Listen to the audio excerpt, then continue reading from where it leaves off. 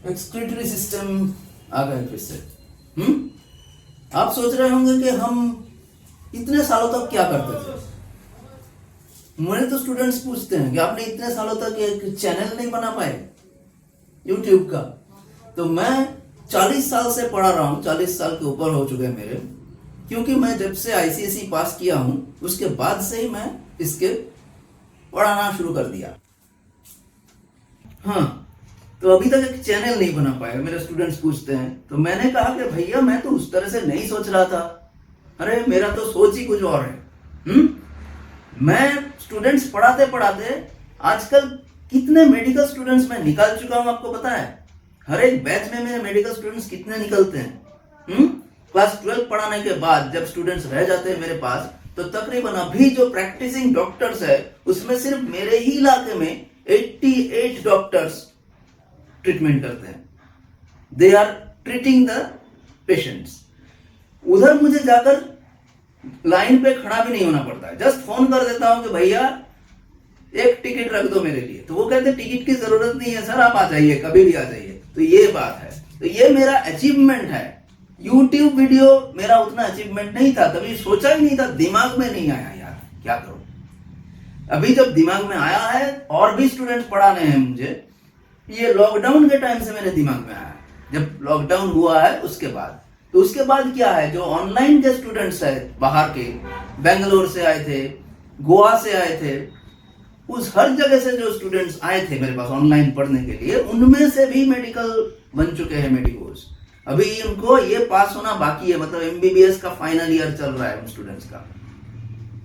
तब जब भर्ती हुए थे तब एमबीबीएस का फाइनल ईयर, मतलब ये मार्च में उनका एग्जाम है, सोच लो। तो ये एक्सक्रीटरी सिस्टम, ये भी एक ह्यूमन फिजियोलॉजी है। मेरे पास ह्यूमन फिजियोलॉजी पढ़ने के बाद तो ये लोग फर्स्ट ईयर में जाकर कोई कहते हैं कि सर आपने जो पढ़ा दिया ना, फर्स्ट ईयर में हमको पढ़ने की जरूरत ही नहीं पड़ी। फर्स्ट ईयर में एकदम बैक बेंचर्स बनकर वो बैठे रहते थे, फिर सोते रहते थे, पूरा ही हो जाता था ऐसे। तो इसी तरह से चलता है हमारी पटरी पर रेलगाड़ी, इसी तरह से चल रही है भैया। थोड़ी स्लो है लेकिन है बहुत दमदार। चलिए आ जाते हैं फिर। तो ये एक्सक्रीटरी सिस्टम क्या है? एक्सक्रीटरी सिस्टम, ये किडनी देखो, ये किडनी के अंदर जो है कितने नेफ्रॉन्स है? Millions in each kidney, 1 million in each kidney रहता है। ये फंक्शनल यूनिट ऑफ किडनी है। तो ये नेफ्रॉन पे क्या है? ये वाला बाउमेंस कैप्सूल है, ये बाहर वाला देखो बाउमेंस कैप्सूल एकदम ऐसा। उसके बाद जो यहां से उतरते हैं पूरे, ये ग्लोमेरुलस है, ये ब्लड कॉर्पसेस जो दिख रहे हैं आपको, ये ब्लड कैपिलरीज जो है, ये कैपिलरीज ग्लोमेरुलस कहा जाता है इनको। और ये इधर से एफरेंट आर्टेरियोल आता है, यहां से इफरेंट आर्टेरियोल निकलता है। उसके बाद ये कैपिलरी नेटवर्क्स बन जाते हैं, जिसको कहते हैं हम वासा रेक्टा। वासा रेक्टा याद रहेगा नाम, याद रखना। तो ये अभी कैपिलरीज लूप बन गए हैं और इसको हेनलीज लूप कहते हैं। ये जो येलो वाला नीचे आया यू शेप बनकर, उसको हेनलीज लूप, कोई लिखते हैं हेनरीज लूप। तो इधर से ये कलेक्टिंग डक्ट बन के आ गया है। ये कलेक्टिंग ट्यूब्यूल, कलेक्टिंग डक्ट, ये पूरा किडनी है। और ये देखो, ये भी हम पढ़ाएंगे, ये रास मैकेनिज्म और ये काउंटर करंट मैकेनिज्म, ये दोनों पिक्चर है, ये भी हम बाद में आ जाएंगे। तो चलो फिर, the process of excreting ammonia. 3 तरह के excretory products, nitrogenous excretory products लोग निकालते हैं। हर रोज सुबह में जाकर तुम नाइट्रोजनस वेस्ट प्रोडक्ट निकालते हो कि नहीं? हाँ, तो उनमें से क्या क्या है? तुम्हारे पास अमोनिया है, थोड़ा बहुत है। यूरिया तो बहुत है, तुम्हारे पास इतनी यूरिया है कि तुम यूरिन करते रहो, यूरिया निकलता जाएगा। तो हम लोग मैमल्स जो हैं वो यूरिया निकालते हैं, इसलिए हम लोगों को कहते हैं यूरियोटेलिक। और जो अमोनिया निकालते हैं, सिर्फ अमोनिया निकालते हैं, वो कौन कौन है? बोनीफिश है और कुछ एक्वेटिक इंसेक्ट्स है। एक्वेटिक इंसेक्ट्स और बोनीफिश ये अमोनिया निकालते हैं, इसको वो लोगों को बोलते हैं अमोनियोटेलिक। और जो यूरिक एसिड निकालते हैं, रेप्टाइल्स, बर्ड, सांप, गिरगिट, फिर छिपकली, ये सब क्या करते हैं? यूरिक एसिड निकालते हैं। तो ये क्या होता है? यूरिकोटेलिज्म मतलब जो यूरिक एसिड निकालते हैं।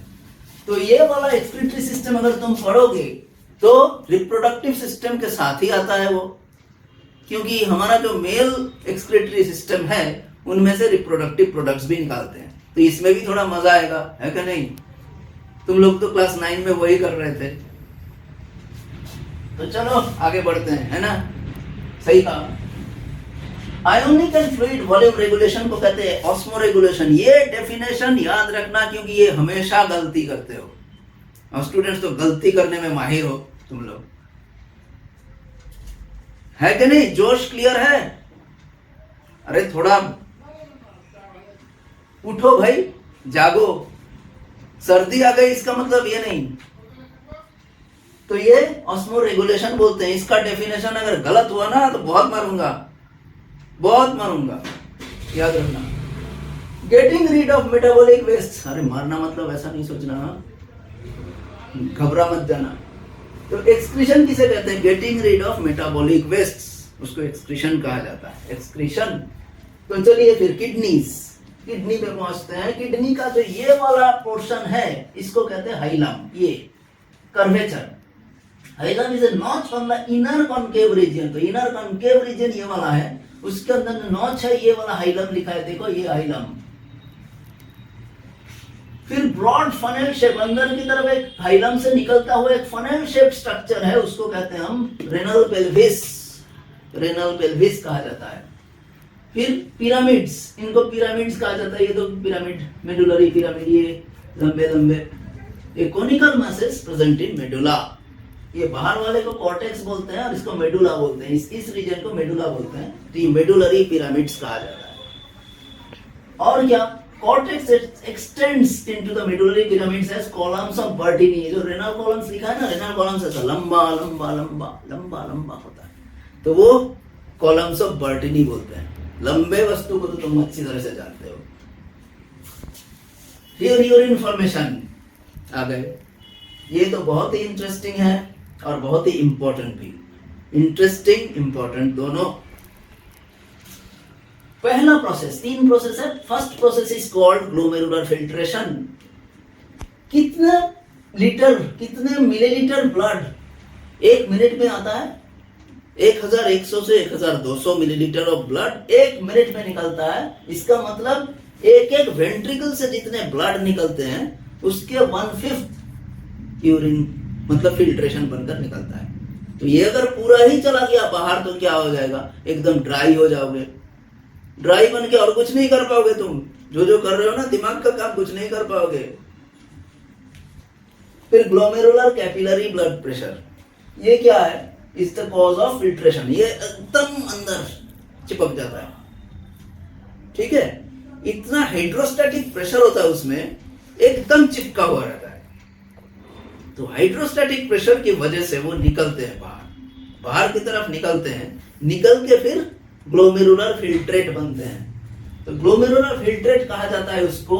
उसका जो फिल्ट्रेशन प्रेशर है वो बढ़ जाता है, उसको अल्ट्रा फिल्ट्रेशन कहा जाता है। इसलिए अल्ट्रा, अल्ट्रा मतलब बहुत ही ज्यादा, तुम लोगों के दिमाग से भी तेज चलता है। तुम लोग जैसे सोचते हो ना उससे भी तेज चलता है। कान में लगा के रखो थोड़ा बहुत, ताकि कम सुनाई दे, समझे? तो क्या क्या है? ये 3 लेयर से पास करती है वो जो ब्लड है। सपोज एक दरवाजे से 3 लोग आए और जो दरवाजा है बाहर की तरफ, उसमें से एक लोग बाहर जा सके, तो अंदर की तरफ कौन? 2-2 करके रह जाते हैं। एक बार 3 आ रहे हैं, बाहर जा रहे हैं एक, फिर 3 आ रहे हैं, फिर बाहर जा रहा है एक, फिर 3 आ रहा है, फिर बाहर जा रहा है एक। तो 2-2 करके अंदर जो रह गया है वो प्रेशर क्रिएट करता है अंदर की तरफ। वो प्रेशर क्रिएट करने के बाद उसको हम लोग कहते हैं हाइड्रोस्टैटिक प्रेशर। हाइड्रो मतलब पानी, वाटर, स्टैटिक मतलब थम जाना। तो वाटर रुक जाता है अंदर, वाटर रुक के जो प्रेशर क्रिएट करता है वो 3 छेद से निकलते हैं। पहला वाला है एंडोथेलियम ऑफ ग्लोमेरुलर कैपिलरीज, ऊपर की तरफ हिस्सा। दूसरा नंबर है एपिथेलियम ऑफ बाउमेंस कैप्सूल, मतलब ये पीला वाला, येलो। और इसके बीच में, मतलब ये दोनों को मिला के कुछ सेल्स होते हैं इस तरह के, पांव जैसे, इस तरह के। ये पांव जैसे कुछ सेल्स है, इसको हम पोडोसाइट्स बोलते हैं। तो 2 पोडोसाइट अगर आसपास ऐसे रह गए पोडोसाइट के बीच में ऐसा जगह बनता है, इस जगह से होकर ये निकलता है, इस जगह को कहते हैं हम स्लिट पोर्स। ये स्लिट पोर्स लिखा है देखो, तो इस जगह को हम स्लिट पोर्स कहते हैं, इसको पोडोसाइट बोलते हैं और इसको स्लिट पोर्स बोलते हैं। तो इस तरह से ग्लोमेरुलर फिल्ट्रेट निकलता है, इसलिए उसे हम अल्ट्रा फिल्ट्रेशन बोलते हैं। तो चलो, all constituents of plasma except protein, पूरा प्लाज्मा ही निकल के आता है, सिर्फ प्रोटीन पार्ट उसमें रह जाता है और कुछ कॉर्पसल्स रह जाते हैं, ब्लड कॉर्पसल्स। अब इसका रेट क्या है? GFR मतलब ग्लोमेरुलर फिल्ट्रेशन रेट क्या है? 125 ml पर मिनट, और एक दिन में 180 लीटर। यूरिन कितना निकलता है एक दिन में? 1.5 लीटर। तो 180 लीटर पानी आया और 1.5 लीटर यूरिन गया, मतलब कितने हुए? नियरली 99% जो है वापस आ जाता है शरीर में, वापस ब्लड कैपिलरीज में आ जाता है। कैसे आते हैं? दूसरे प्रोसेस में। दूसरा प्रोसेस क्या है? उसको कहते हैं रीअब्जॉर्प्शन। उसके लिए हमको याद रखना पड़ेगा ये JGA मतलब juxta glomerular apparatus। Juxta glomerular apparatus, उसको याद रखना पड़ेगा। It is a very sensitive region formed by cellular modification in distal convoluted tubule। distal convoluted tubule इस पार्ट को कहा जाता है DCT, distal convoluted tubule। और ये afferent arteriole दोनों मिलाकर एक नजदीकियां बनाते हैं, एक मेल और फीमेल की तरह नजदीकियां बनाते हैं ये दोनों आसपास में। तो इस तरह से याद रखना, याद रहेगा तब। भूल मत जाना, arteriole eight there contact point, उन जगह पर जो आर्टेरियोल्स है उसको कहते हैं जक्स्टा ग्लोमेरुलर apparatus। उधर बहुत कुछ सेल्स होते हैं, वो सेल्स से निकलते हैं क्या? दो हार्मोन निकलते हैं, एक को रेनिन कहा जाता है, RENIN रेनिन, और एक को कहा जाता है एरिथ्रोपोएटिन। एरिथ्रोपोएटिन क्या होता है? उसमें से RBC मतलब रेड ब्लड कॉर्पसल एरिथ्रोपोएटिन बना सकते हैं। तो ये 99% का जो फिल्ट्रेट है वो रीअब्सॉर्ब बाय द ट्यूब्यूल्स। इस ट्यूब्यूल में बाकी रीअब्सॉर्प्शन होते हैं। ग्लूकोज, अमीनो एसिड और Na+ is reabsorb actively. Actively मतलब ATP का इस्तेमाल करके निकलते हैं। एक्टिव, जब भी बायोलॉजी में ये एक्टिव टर्म आए तो समझ लेना कि ATP इनको जरूरत है, इधर ATP की जरूरत है। और पैसिव मतलब ATP की जरूरत नहीं है। तो पैसिव में कौन निकलता है? नाइट्रोजनस वेस्ट प्रोडक्ट, यूरिया वगैरह, वो सब पैसिवली निकलता है। ट्यूबुलर सेल सीक्रेट, ये लास्ट पार्ट है, तीसरा पार्ट मतलब ट्यूबुलर सिक्रेशन। तो क्या सीक्रेट करते हैं? K+, H+ और ammonia in filtrate. Water absorption, water reabsorption जो है वो टोटली पैसिव है। तो हम अगली तरफ, इस तरफ आ गए। अब हमको ये पढ़ना है, किडनीज के बारे में थोड़ा बहुत देख लो, क्योंकि ये पूरा system, excretory system one shot में पढ़ने के लिए अगर एग्जाम के टाइम तुम जाना चाहते हो तो जस्ट ये पन्ना पढ़ के जाने से तुम्हारा पूरा काम बन जाएगा। तो हम लोग जब पढ़ाते हैं तो इसी तरह पढ़ाते हैं, पूरा इसको लेसन को हम छोटे छोटे करके लिख चुके हैं, इसी में पूरा लेसन इसमें है। देख लो, किडनीज लेंथ कितने हैं? 10 to 12 सेंटीमीटर। विड्थ कितना है? 5 to 7 सेंटीमीटर। और थिकनेस 2 to 3 सेंटीमीटर। ये किडनीज का approximate length, breadth, height, thickness. Weight कितना है? अप्रोक्सीमेट वेट है 120 से 170 ग्राम तक एक एक किडनी। और याद रखना और एक बात जो इधर नहीं लिखा है, वो है हमारा राइट किडनी लेफ्ट किडनी से थोड़ा नीचे की तरफ रहता है। Right kidney is slightly lower. कितना लोअर? 1 से 1.5 सेंटीमीटर तक लोअर रहता है। दोनों किडनी में थोड़ा सा असंतुलित मात्रा है इस तरह से। क्यों रहता है? ये क्वेश्चन आ सकती है दिमाग में, क्यों रहता है? क्योंकि राइट साइड का जो लिवर है वो थोड़ा नीचे की तरफ आता है। राइट साइड का लिवर नीचे की तरफ आने के लिए वो राइट किडनी को थोड़ा नीचे की तरफ पुश कर देती है, उसके लिए जगह बनाती है। तो यही बात है, इसको याद रखना है। Which kidney is slightly lower than the other? तो कहना right kidney is lower than the left kidney. इसमें डिसऑर्डर्स क्या क्या होते हैं? डिसऑर्डर्स होते हैं रेनल कैलकुलस 1 नंबर। रेनल कैलकुलस मतलब किडनी का स्टोन दर्द होता है पीछे, इस तरह पीछे बैक में दर्द होता है, उसको हम रेनल स्टोन या किडनी का स्टोन कहते हैं, रेनल कैल्कुलस बोलते हैं। ये क्या चीज से बनता है? हम लोग जब भी कोई जंक फूड वगैरह ये सब खाएंगे तो उससे ये फॉर्म होता है धीरे धीरे। जो लोग जंक फूड नहीं खाते उनका भी बनता है, लेकिन जंक फूड जो खाते हैं ज्यादा, उनका तो ज्यादा ही बनता है। तो insoluble mass of crystallised salts किस चीज का? Oxalates, the oxalates of the substance, sodium oxalate, calcium oxalate etcetera, वो सबसे ये बनता है। दूसरा है ग्लोमेरुलोनेफ्राइटिस। ग्लोमेरुलोनेफ्राइटिस ये क्या है? Inflammation of glomerulus. मैंने कहा था आइटिस का मतलब है इन्फ्लेमेशन। जब भी आइटिस टर्म आए तो समझ लेना इन्फ्लेमेशन हुआ। तीसरा यूरेमिया। यूरेमिया, यूरे का मतलब यूरिया और एमिया का मतलब ब्लड। तो more urea in blood, more urea in blood, इसको कहते हैं यूरेमिया। इस तरह से भी अगर बायोलॉजी पढ़ो तो तुम्हें याद रहेगा, तुम्हें रट्टा मारने की जरूरत नहीं है। जो कॉन्सेप्ट था रट्टा मारो, बायोलॉजी याद करो, ये कॉन्सेप्ट झूठ है, मैं प्रूफ कर दूंगा। आ जाना मेरे पास, देखते हैं फिर क्या होता है। यूरेमिया, फिर से बोलो यूरेमिया। यूरे मतलब यूरिया और मिया मतलब एमिया मतलब ब्लड। वो वाला मिया मत समझना जो भी निकला है। The more urea in blood, it is removed by the process of hemodialysis. Dialysis तो समझते हो?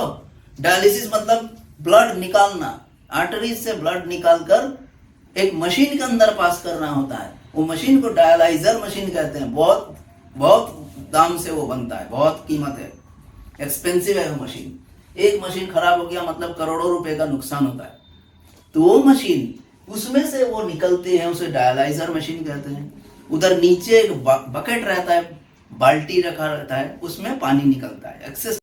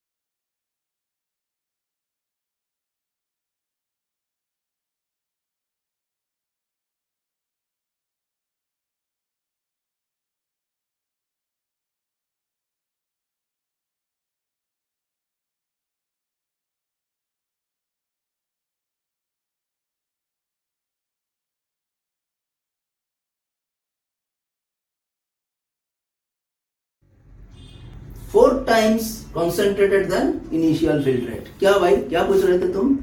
हाँ, ये समझ में नहीं आया? अरे मिलो मुझसे बाद में, उसके बाद समझा रहे हैं।